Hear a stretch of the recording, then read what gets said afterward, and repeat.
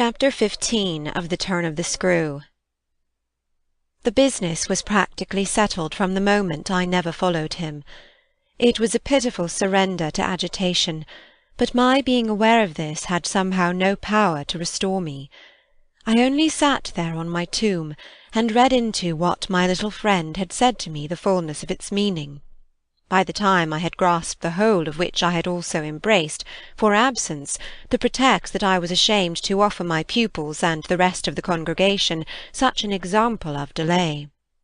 What I said to myself above all was that Miles had got something out of me, and that the proof of it for him would be just this awkward collapse.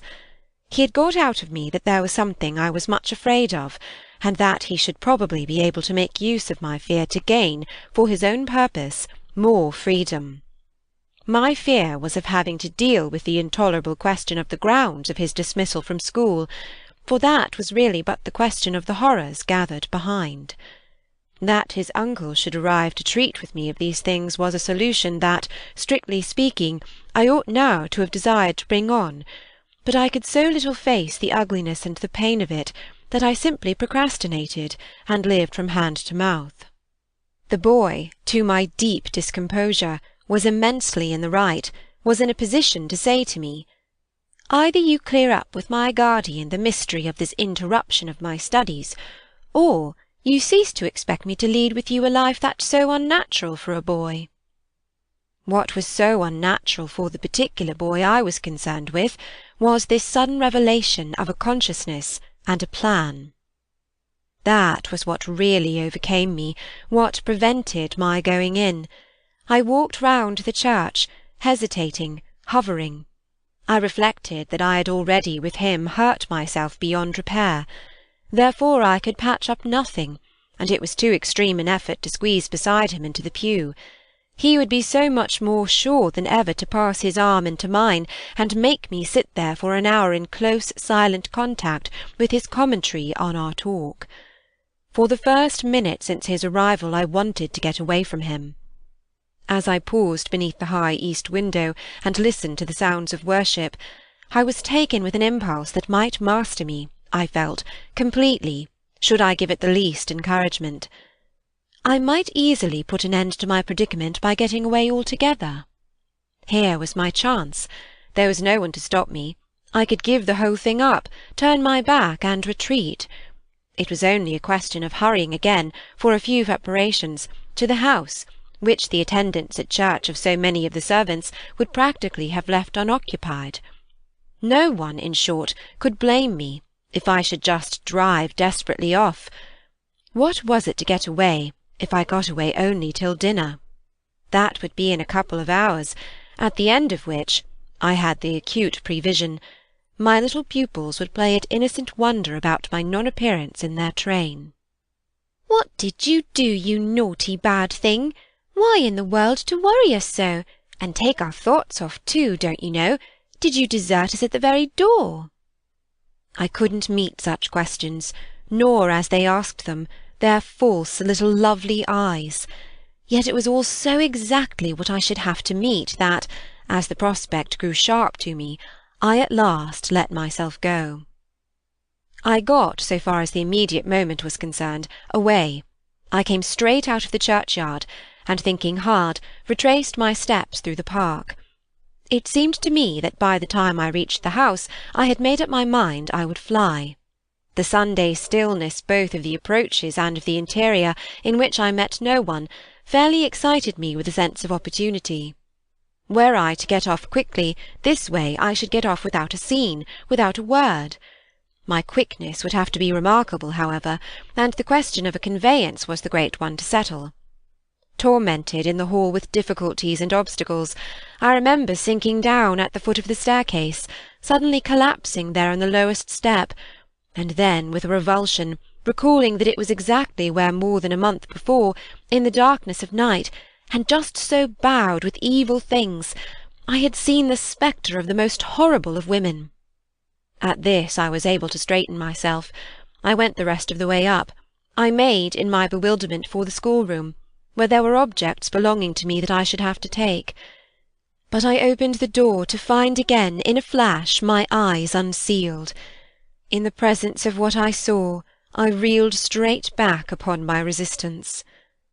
Seated at my own table, in clear noonday light, I saw a person whom, without my previous experience, I should at first have taken for some housemaid who might have stayed at home to look after the place, and who, availing herself of rare relief from observation, and of the schoolroom table and my pen's ink and paper, had applied herself to the considerable effort of a letter to her sweetheart. There was an effort in the way that, while her arms rested on the table, her hands with evident weariness supported her head. But at the moment I took this in, I had already become aware that, in spite of my entrance, her attitude strangely persisted. Then it was, with the very act of its announcing itself, that her identity flared up in a change of posture. She rose, not as if she heard me, but with an indescribable grand melancholy of indifference and detachment, and within a dozen feet of me stood there as my vile predecessor. Dishonoured and tragic, she was all before me. But even as I fixed, and for memory secured it, the awful image passed away. Dark as midnight in her black dress, her haggard beauty, and her unutterable woe, she had looked at me long enough to appear to say that her right to sit at my table was as good as mine to sit at hers. While these instants lasted, indeed, I had the extraordinary chill of feeling that it was I who was the intruder. It was as a wild protest against it that, actually addressing her, "You terrible, miserable woman!" I heard myself break into a sound that, by the open door, rang through the long passage and the empty house. She looked at me as if she heard me, but I had recovered myself and cleared the air. There was nothing in the room the next minute but the sunshine, and a sense that I must stay. End of chapter 15. Chapter 16 of The Turn of the Screw. I had so perfectly expected that the return of my pupils would be marked by a demonstration that I was freshly upset at having to take into account that they were dumb about my absence.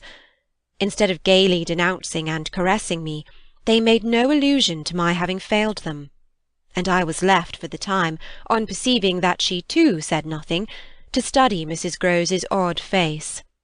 I did this to such purpose that I made sure they had in some way bribed her to silence, a silence that, however, I would engage to break down on the first private opportunity. This opportunity came before tea.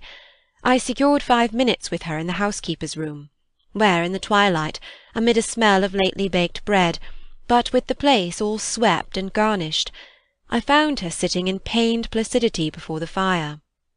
So I see her still, so I see her best, facing the flame from her straight chair in the dusky shining room, a large clean image of the put away, of drawers closed and locked, and rest without a remedy.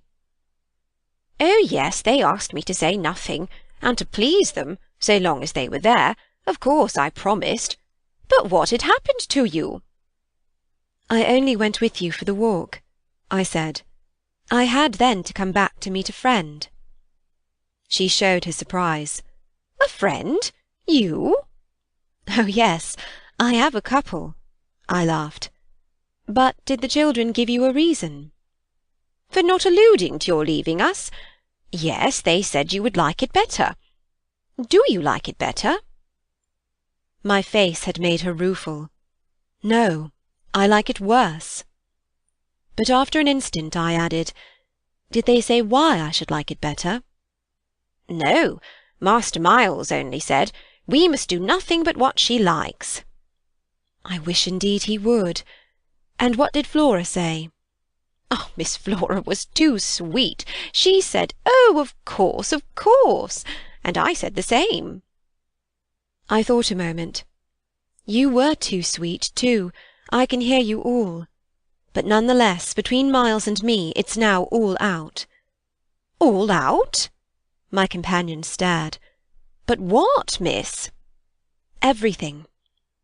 It doesn't matter. I've made up my mind. I came home, my dear," I went on, "for a talk with Miss Jessel." I had by this time formed the habit of having Mrs. Grose literally well in hand in advance of my sounding that note, so that even now, as she bravely blinked under the signal of my word, I could keep her comparatively firm. A talk? Do you mean she spoke? It came to that. I found her on my return in the schoolroom. And what did she say? I can hear the good woman still, and the candour of her stupefaction. That she suffers the torments. It was this, of a truth, that made her, as she filled out my picture, gape. Do you mean, she faltered, of the lost? Of the lost, of the damned. And that's why, to share them. I faltered myself with the horror of it. But my companion with less imagination kept me up. To share them? She wants Flora. Mrs. Grose might, as I gave it to her, fairly have fallen away from me, had I not been prepared. I still held her there, to show I was. As I've told you, however, it doesn't matter. Because you've made up your mind? But to what? To everything. And what do you call everything? Why, sending for their uncle. Oh, miss, in pity, do! My friend broke out. Ah, but I will, I will! I see it's the only way. What's out, as I told you, with Miles, is that if he thinks I'm afraid to, and has ideas of what he gains by that, he shall see he's mistaken. Yes, yes, his uncle shall have it here from me on the spot, and before the boy himself, if necessary, that if I'm to be reproached with having done nothing again about Moor School— Yes, miss, my companion pressed me. Well, there's that awful reason. There were now clearly so many of these for my poor colleague that she was excusable for being vague. But, which? Why, the letter from his old place. You'll show it to the master? I ought to have done so on the instant. Oh, no, said Mrs. Grose with decision. I'll put it before him, I went on inexorably, that I can't undertake to work the question on behalf of a child who has been expelled. For we've never in the least known what, Mrs. Grose declared. For wickedness. For what else, when he's so clever and beautiful and perfect? Is he stupid? Is he untidy? Is he infirm? Is he ill-natured? He's exquisite. So it can be only that, and that would open up the whole thing. After all, I said, it's their uncle's fault, if he left here such people. He didn't really in the least know them. The fault's mine. She had turned quite pale. Well, you shan't suffer, I answered. The children shan't, she emphatically returned. I was silent a while. We looked at each other. Then what am I to tell him? You needn't tell him anything. I'll tell him. I measured this. Do you mean you'll write? Remembering she couldn't, I caught myself up. How do you communicate? I tell the bailiff. He writes. And should you like him to write our story? My question had a sarcastic force that I had not fully intended, and it made her after a moment inconsequently break down. The tears were again in her eyes. Ah, miss, you write. Well, to-night, I at last answered, and on this we separated. End of chapter 16.